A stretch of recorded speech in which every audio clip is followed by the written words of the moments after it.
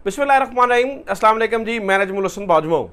नाज़रीन, अनवारुल हक काकड़ के वज़ीर-ए-आज़म आने के बाद बहुत सारी चीज़ें तब्दील होती हुई नज़र आ रही हैं। और जब मैं कह रहा हूँ बहुत सारी, तो मतलब वाकई बहुत सारी।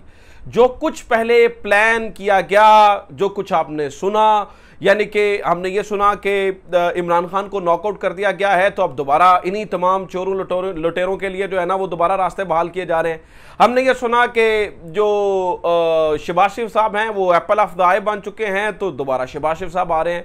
हमने ये सुना कि अब इमरान खान मुकम्मल गेम से आउट हो चुके हैं, इमरान खान की वापसी के तमाम रास्ते बंद हो चुके हैं, इमरान खान के नाम पर कांटा लग चुका है और अब इमरान खान कभी वापस नहीं आएंगे, बल्कि यही 13 जमातें जो कि चूचू का मुरब्बा हैं यही वापस आएंगी। कुछ इसी तरह की बातें सुनी।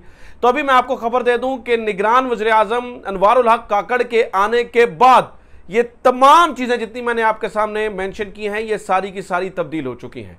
खबर यह भी है कि एक बड़े जनरल नईम लोधी, जो कि बड़े मशहूर हैं, केयर टेकर सेटअप में जो है वो 2 बार वजीर भी रह चुके हैं, उन्होंने खबर दी है कि एक इंटायरली डिफरेंट चीज होने जा रही है और इमरान खान को भी शायद जो है ना वो ये वाला पैगाम दे दिया गया है। तो इमरान खान को जेल में क्या पैगाम दिया गया, अटक जेल के अंदर इमरान खान के साथ क्या कम्युनिकेशन हो रही है, उन्हें क्या बताया जा रहा है, और अनवारुल हक के आने के बाद किस तरह से चीजें तब्दील हो रही हैं, और जनरल लोधी ये क्यों कह रहे हैं कि चीजें बिल्कुल मुख्तलिफ होने जा रही हैं, इसके पीछे उनकी क्या लॉजिक है, इसके पीछे क्या मंतक है और मुख्तलिफ से मुराद क्या है, ये सारी चीजें आज की वीडियो में डिस्कस करेंगे। लेकिन सबसे पहले नाज़रीन किराम, मैंने आपके साथ ये डिस्कस करना है कि इस वक्त अगर आपको ये लगता है कि अनवारुल हक का नाम पाकिस्तान मुस्लिम लीग नून ने दिया है या राजा रियाज ने दिया है या इवन शहबाज शरीफ साहब ने दिया है, तो आप तमाम लोगों को मैं ये बता दूं कि ये सरासर गलत है।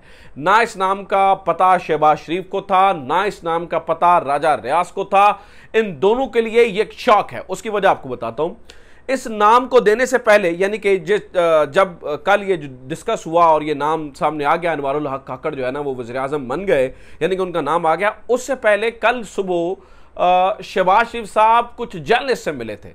तो जर्नलिस्ट ने, सहाफ़ियों ने यह सवाल किया कि जनाब कौन होगा केयर टेकर प्राइम मिनिस्टर, यानी कि केयर टेकर कौन आ रहा है और कब आ रहा है। तो उन्होंने कहा जनाब, शहबाज शरीफ कहते हैं कि it will take minimum 3 days, 3 दिनों, कम से कम 3 दिनों के अंदर अंदर इंशाल्लाह इस बात का फैसला हो जाएगा कि कौन जो है वो केयर टेकर प्राइम मिनिस्टर आ रहा है। फिर क्या हुआ, शाम होने से पहले पहले, यानी कि कुछ ही घंटों के अंदर, सुबह ये सहाफियों को मिलकर बता रहे हैं कि 3 दिन के अंदर अंदर हो जाएगा, लेकिन कुछ ही घंटों के अंदर, यानी कि 3-4 घंटों के अंदर ही यकायक जो है ना वो सारी चीजें हो गई। राजा रियाज भी पहुंच गए, स्टैंप भी होगी और सदर ने जो है ना वो दस्तखत भी कर दिए। तो इससे पता चलता है कि इन्हें कख भी नहीं पता था, और वैसे भी बाखबर जराए कहते हैं कि इन्हें कख भी नहीं पता है, मतलब शहबाज शरीफ साहब को कुछ नहीं पता था। और इसकी एक और रीजन ये भी है कि हमारी इतलात ये हैं कि आखिरी वक्त तक जो नवाज शरीफ साहब हैं वो केयर टेकर प्राइम मिनिस्टर किसी और को लेके आना चाहते थे, और वो जिसको लेके आना चाहते थे वो उनके समधी यानी कि इसहाक डार साहब का नाम है। इसहाक डार के ऊपर उन्होंने बड़ा फोकस किया और कहा कि इसहाक डार को ही प्राइम मिनिस्टर आना चाहिए, इसके अलावा किसी और को प्राइम मिनिस्टर नहीं आना चाहिए। यानी कि इस हद तक मतलब ये निज़ाम को उधेड़ना चाहते हैं, बर्बाद करना चाहते हैं कि रही सही नाम की जमहूरियत भी ना रहे, इनके घर के लोग आकर निगरान वज़ीर-ए-आज़म भी बन जाए, जिनके जो इनके लेकर बायस हो, इन्हें कोई फर्क नहीं पड़ता है कि कौन क्या सोचता है, लेकिन इन्होंने कहा कि जनाब इसहाक डार को आना चाहिए। अभी आपने एक चीज़ और देखें, मैं आपको थोड़ी सी दिलचस्पी के लिए बता देता हूँ। आपने नवाज शरीफ साहब, मरियम नवाज साहिबा, पाकिस्तान मुस्लिम लीग नून, पाकिस्तान पीपल्स पार्टी, जरदारी साहब या किसी एक बड़े रहनुमा को सिवाय मौलाना फजल रहमान ने फ़ोन किया, कोई एक बहुत एक्साइटमेंट देखी है उनके अंदर, जी अनवारुल हक काकड़ प्राइम मिनिस्टर आ गए हैं, हमने जो है ना वो उसका फैसला किया है, या कोई बहुत बड़ी मुबारकबादें देखी है? नाज़रीन किराम, नहीं मुबारकबादें देखेंगे, ना ही एक्साइटमेंट देखेंगे, क्योंकि इनका लगाया हुआ ये बंदा ही नहीं है। ठीक है, इनका लगाया, इन्हें तो पता ही नहीं था। तो अब कहने का मतलब यह है, अगर इनका ये बंदा लगाया हुआ नहीं है तो फिर आगे इनका साथ होने क्या जा रहा है नाज़रीन किराम, उसकी मैं पहली एग्जांपल आपको दे देता हूं। कल रात शहबाज शरीफ साहब ने एक तकरीब से खिताब किया, वज़ीर-ए-आज़म मियां मोहम्मद शहबाज शरीफ साहब तकरीब से खिताब कर रहे थे। ये तस्वीर उसकी मेरे सामने पड़ी है और ये तकरीबन जो है ना वो शाम का टाइम था जब वो इस तकरीब से 10:18 टू बी वेरी एग्जैक्ट रात 10:18 पर शहबाज शरीफ साहब एक तकरीब से खिताब कर रहे थे। और मजे की बात यह है कि अभी अनवारुल हक काकड़ का नाम फाइनली हुआ था और अभी ये चला ही था कि अगले वज़ीर आज़म वो होंगे, तो इस यानी कि शहबाज शरीफ साहब की तकरीर सिर्फ पीटीवी दिखा रहा था और कोई मीडिया चैनल उनकी तकरीर नहीं दिखा रहा था, यानी कि टोटल बायकॉट हो गया था। और भी बताने वाले बताते हैं कि शहबाज शरीफ साहब के कमर दर्द का वक्त भी हुआ चाहता है। तो सवाल बेसिक नाज़रीन किराम वही है, दोबारा वहीं पे आकर खड़ा होता है, इसका मतलब क्या है और इस बात का मतलब क्या समझा जाए और क्या, और इमरान खान को क्या पैगाम पहुंचाया गया है। जनरल लोधी कहते हैं इमरान खान को यह कहा गया है, यानी कि वैसे सबको यह बताया गया कि हम किसी की तरफ भी बाइस्ड नहीं है। जिन लोगों ने काकड़ साहब को, अनवारुल हक काकड़ को बतौर वज़ीर आज़म सेलेक्ट किया है, वो ये बताना चाहते हैं कि जो हमारी बाइसनेस है वो किसी की तरफ भी नहीं है, ना नून लीग की तरफ है, ना पीपल्स पार्टी की तरफ है, ना पीटीआई की तरफ है। तो काकड़ साहब के आने के बाद क्या होगा और ये निज़ाम कैसे चलने वाला है, अब मैं आपको असल खबर आपके सामने रखने वाला हूं। काकड़ साहब के आने के बाद क्या होगा, तो हुजूरे वाला जो चीज़ें समझ में आती हैं वो ये आती हैं, जो जिसके बारे में जनरल लोधी भी बता रहे हैं, जो चीज़ें समझ में आती हैं वो ये आती हैं कि पीटीआई के लिए बहुत सारी चीज़ें आसान हो जाएंगी और कुछ चीज़ें मज़ीद मुश्किल हो जाएंगी। ठीक है, बहुत सारी चीज़ें आसान होंगी और कुछ चीज़ें थोड़ी सी मज़ीद मुश्किलात का शिकार हो जाएंगी। जो चीज़ें आसान होंगी वो क्या क्या है, पीटीआई पर सख्ती थोड़ी सी कम होती हुई नज़र आएगी, ये बताने वाले बताते हैं। चीज़ें जो है ना वो तहरीक इंसाफ के लिए इतनी वर्स्ट नहीं रहेंगी जितनी वर्स्ट हैं।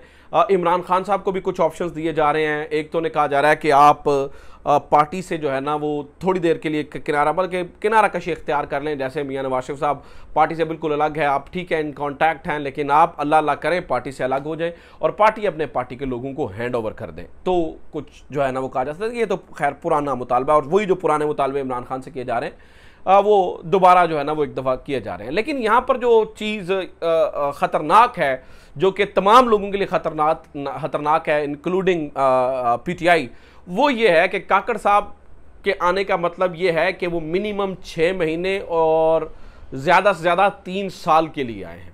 ये सेटअप जो है ना वो लंबा चलने वाला है। बताने वाले ये बताते हैं कि जिस तरह से काकड़ साहब को सेलेक्ट करके लेकर आया गया है, वो जल्दी इंतखाबात जो है वो नहीं होने वाले हैं, क्योंकि मुल्क एक हैजानी कैफियत का शिकार हो चुका है। इमरान खान की मकबूलियत है लेकिन कबूलियत नहीं है, जिन लोगों की कबूलियत है उनकी मकबूलियत नहीं है, और जिनकी मकबूलियत नहीं है अगर उन्हें किसी भी तरीके से इलेक्शंस रिग करके लाकर आप सिस्टम के ऊपर बिठा भी देते हैं तो उसे अवाम एक्सेप्ट नहीं करेगी, और जिसे अवाम एक्सेप्ट करेगी उसे सिस्टम एक्सेप्ट नहीं कर रहा है।